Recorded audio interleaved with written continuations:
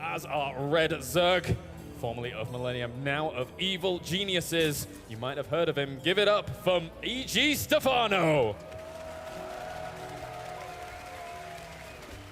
And spawning down in the bottom left-hand corner here, his brother has already advanced on to the winners upper bracket final, and he is on Guarantee 3 Esports Club. Give it up for Lucifron. Interested to see what Lucifron's going to bring to the table as we're now in to the first map. Lucifron is very smart, though. He has a lot of really smart builds, adapting to his opponent. He's a very intelligent player who will start to make strategies revolving around Stefano's weaknesses. Already, smartly from Lucifron knows exactly what Stefano's going to be opening as every other Terran player does, or every other Zerg player does with the hat tree down, says, well, let's go ahead and get the command center down nice and early on. The thing is, the difference between Stefano and a lot of other Zerg players, Stefano's not afraid to go ahead and say, all right, time to attack. We do see from Lucifron the Reactor Hellions coming out, and then the Starport and Tech Lab coming down. So he's basically using an all-round build here. It gives you great scanning information. It gives you the ability to harass. It gives you the ability to defend as well, depending on what he sees through those initial Hellions coming out here. And then he can start to deviate around, whether he gets and dedicates to Cloak, whether he doesn't, whether he goes for faster tanks initially, or whether he goes double engineer and very fast. But the Banshee is coming down. He's about to have 200 gas. Is he going to dedicate to going Cloak as well? And yes, he is. Stefano, on the other hand, third base going down. Super standard by Stefano so far as well. So he's double armory coming down and third command center. We will be seeing Mech play come out from Lucifron in this game. Exactly what you wanted to see. Stefano will need to scout this out. He doesn't see the third base. The Overlord just a pixel away, but he does see the gases coming down at a really fast time on that natural, So we will start to know, well, what is that gas really for here? Yeah, and I mean, loses a Banshee there. Nice little bit of a defense by Stefano, bringing that down. Plenty more Hellions being added on. Double armory now with those extra factories on the way. And look at this, he's still producing the Banshees. So there's all the room in the world for him to be able to go for that MVP mech style that's so fantastic and so hard for Zergs to deal with. I really hope he continues making those Banshees. Stefano will have to start to make a Roach Bling and Infestor combination. And to be honest, what's really strong against this as well is making corruption, but I'll talk about that in a second. Yeah, very much so. Hellions actually trying to get some good surface area here. Lings don't get the surface area they require. As for now, a few Queens might end up even falling, but nice transfuses there on one or two of the Queens, keeping them alive. Constant transfuses. As for now, he's trying to put on the pressure, but keeping the Queens so alive on the longevity. Oh, Hellions have got into the natural mineral, and there's a lot of drones going down here for Lucifron. And he's doing a lot of damage. Great surround by the reinforcing Lings. Do clean that up. Stefano does lose a few drones. Not too many, 10 killed actually, but if you compare the work count, 65 with 6 gases compared to 55, Lucifron's playing this out very nicely, but he lost those Hellions to protect this third base, and things are starting to calm down a little bit. That's a very interesting place to go for a fourth base in terms of going up against some kind of mech play. Oh, but there we go, it's the fifth. So again, it's that double expansion thing that we've been talking about recently. So again, coming back to your Corruptor thought. Roach Corruptor is actually a very strong combination of units against this style. Obviously, Stefano's not trying to do that, and he is just relying on Ling, Infestor, and then just going for the trademark Hive units to come straight out here. So going straight for the Ultralisk, looking to smash this down. Hold that thought though, Hellions are making their way through. Not really going to get too much done. With the Infestors out now, we have... Oh no, Infestors not actually out yet. They haven't been constructed. Yeah, he's just chilling out for now, just sitting around on these Zergling numbers, and he has a lot of bank right now. So it looks as if he's going to be transitioning into really fast Ultralisks. I mean, once the Hive finishes up, where else does he spend this money other than throwing an Ultralisk cavern down and getting mass Ultralisks out very quickly? On these Ultras, as well as Adrenal Glands. He's saving up his money for a very long time in this game. The Ultralisk Cavern is near to completion. Stefano can't really do anything there. That fourth base is going to get down and established, and all Lucifron really needs to do is just keep on going. Great scan, great revealing of the Ultralisk Cavern. And well, let's just point out one thing. Cores against Ultralisk, once fully upgraded, they're going to be doing a lot of damage. The plating is the most important thing here. But then, I mean, exactly, and what does he use to even make those Thors even more useless? He goes for the Neural Parasite. He controls God knows how much of the army to the point where the Ultralisks are just shredding up everything else. And it's going to be very difficult. But once again, Hellions just coming in. A lovely fungal growth there, though, locking them down. Does he have enough to keep it going? He lands another fungal, and will they get away? Just barely there as no more fungals left. These 2-2 upgrades on this mech doing a lot of damage, and Lucifron has good position on this base. Stefano gives it up. The Ultralists are not ready yet. And Stefano is caught a little bit in trouble here. The base does go down. Nice little pickup for Lucifron. Is he going to continue forward here? He has got a lot of starports down to start making his switch over to Ravens and Vikings as well. He continues to go through. The Ultralists are out, and Stefano has to look to bring this army down. He really does. It's getting in a dangerous spot right now. Those siege tanks in a very, very horrible spot for him to lose that third. One Ultralist getting a little bit overzealous and does push forwards to its death. But Zerglings and infested Terrans raining down from the skies as well as those Ultralists trying to come in. But there's so much firepower here from Lucifron. And he's going to clean it up. Very, very nicely done by Stefano. 5 more Ultralists are on the way here for Stefano. We've seen no use of those starports yet. It looks like Stefano has or will be making those Broodlords shortly. With the Corruptors on the way, the Greater Spire has just finished up. Oh my god, Hellions make their way through. Oh, this could be very damaging. There's a lot of drones there, and he gets roasted up there. As a few good volleys, even trying to burrow it, but the scan goes down. Lucifron ripping up Stefano's income. Lucifron is playing absolutely fantastic here. He's making almost 0 mistakes in this game. The Vikings are around to deal with the Broodlords. The Banshees are doing damage left and right, and he's got a great army movement here. Every single counterattack angle is blocked off by planetary fortresses, and now more and more scans go down, revealing the Broodlords. He knows that he can or has to back off with tanks and Thors, start to get the Viking count high once again before he takes another round. Let's have a look at the Viking count. Currently at 9 with 7 more on the way. Wow. Stefano seems to be gearing up for an attack here momentarily. Has taken the high ground, knows where Lucifron's next mining base is. Stefano starts to make his march down. Where are those Vikings? He has to spread in case of those fungals with the Corruptors.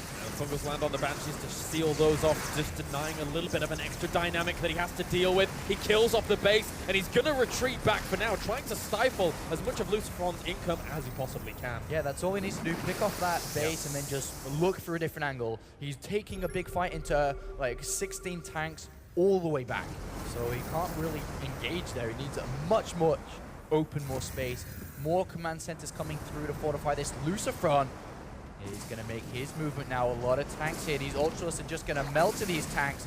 The Corruptor count is looking at 10 versus 19 Vikings. That could be very, very scary indeed here for Stefano as the Vikings flood in. He's separating them very nicely as well. Just getting a few pot shots off, but the Ultralist is actually going to go for the push, as well as infested Terrans landing on over a lot of this bio. Thor's dancing around in the back, not doing too much right now, but those Ultralists are going to disintegrate. But at the same time, look how many tanks are left. They're just killing off so many.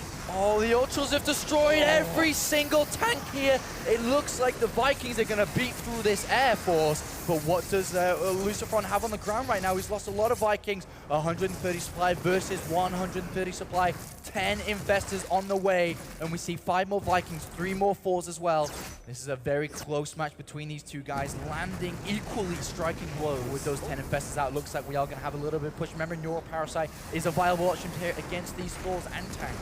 The big problem here for hold that Thor once again as Stefano looks to push in with the Ultralisks leading the charge. Few infested Terrans rain down once again at these locations, trying to shut this down before the planetary fortress morphs in. All the Ultralisks are down. All he has really is infestors. And All right, let's get back into this now as those Thors are just, and the tanks at the back, but look at how many Queens there are. Look at how many infested Terrans there are. Is Lucifron going to be able to hold this position? Don't know right now. There's 1 or 2 Thors that are actually going to end up dying there. He does continue those transfuses on that Broodlord. It finally goes down there though. Does he have enough energy? Yes, he does. Continually transfusing on the last Broodlord. And he doesn't die off. The Vikings have to retreat from the infested Terrans. And that position was broken down. The planetary fortress was broken down on the left-hand side. Stefano pushing forward. More and more infestors are being constructed here by Stefano. 6 more total. And right now, Lucifron needs to find some base to mine from. His income's incredibly low here. It is indeed, but he understands his priorities, using a mule here to be able to try and repair. But the infested Terrans bring it down. Somehow Stefano finds a way to even kill another command center of Lucifron. Infested Terrans playing a big part here with more infestors on the way. Stefano's composition is just getting more and more scary here. Ultra, Broodlord, Infestor. How do you go up against that? Lucifron needs a phenomenal army composition. But look at this, he's going up to 192 supply, adding on plenty more Thors as well as Vikings. You know, a very minute detail, but Lucifron has not gotten the +3 plating, a really important upgrade at this stage of the game where units matter more than anything here. Every little edge you can get, you need to be able to bring this down. Remember, this is a best of 3 between these two guys in the winner bracket semi-final. The first map so far here on Cloud Kingdom, and Lucifron maybe making his movement once again here. Might do indeed. A few fungals go down there just for defensive purposes for Stefano, as he just wants to keep himself in this location. Doesn't want those Vikings straying too far forward. But right now, Lucifron slowly moving forward. He's providing himself a really nice concave. Broodlord's going to move forward, as are the Ultras, the Infestors. So many fungals and infested Terrans here for Stefano, but is he able to power through this mech force before it kills him off? What great targeting from Lucifron. He brings down all the infestors, but the infestors Terrans remain. There's no infestors left from Stefano. Went from 16 to 2. Those infested Terrans trying to waddle back to deal with the Vikings, but just a few more Corruptors will bring down the Vikings. Right now, Stefano taking a supply lead for one of the first times in this late game, and Lucifron here is looking a little bit down and out. He needs to get his economy going, and he needs that replenishment of this force. Otherwise, those Broodlords are going to cause him no end of havoc. Yeah, Thor Viking going to be really crucial here, but with a lot of Lings coming in to reinforce, a very tense moment here. The Vikings at 2-2, remember. The Corruptors only have +2 carapace. They will survive for a lot longer. Lings hit the mineral line here. 103 supply versus 119. It's as close as it can be through the majority of this game. 35 minutes now. So does he have enough Corruptors and fungals to shut down the Vikings? Is the all-important question, as the Vikings will push in once again, trying to bring down the Corruptors. There's a lot of them, though. He has to be very, very careful. Does Lucifron here in this situation with the Broodlings and Zerglings nibbling at those Thors. Oh, these Thors have to be microed so well right now, and Stefano seems to be losing his grip on this, with the Vikings taking control. Oh, a nice fungal there once again, though, locking down the Vikings, but he still has the Javelin missiles that are doing a lot of damage to those Broodlords. And what does he have to deal with this? There's a few Infestors waddling in, but they don't have that much energy. He's bringing the SCVs to try and repair this last Thor, but they're not going to repair it. Oh, mules have been landed on that command center. Needs to keep it alive. It's 30-20. Oh my God. He goes down. So incredibly close. Stefano prevents his opponent from mining again, while being able to mine from 2 untouched bases. 45 supply, and with that command center going down, we talked about it a lot being the point to hold on to. The energy to bank up. These tanks and Vikings going to try and get this expansion mine again. There's a borrowed Zergling, which is so frustrating because he needs every set of energy he can get to mine and get some income to rebuild his army. Stefano with a 50 supply lead, and that will continue to grow. He's got right now 41 drones, good enough on 2 bases, and he's going to keep on building his army size up while Lucifron's struggling hard.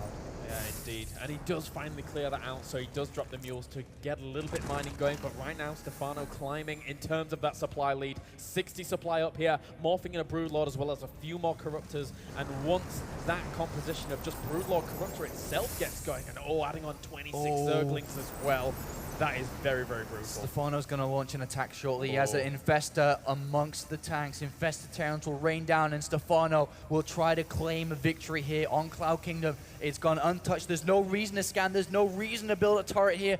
And Lucifron is about to take the brunt of Stefano's army. 1, 2, 4 supply, 56. Here he comes. Here comes the Frenchman. Stefano moving forwards now as the siege tanks actually loads of infested Terrans. So much splash damage actually injuring those tanks. And nice fungals on the Vikings as well. Lucifron looking a little bit down and out as Stefano powers through to this expansion. It's looking very difficult for Lucifron here. GG!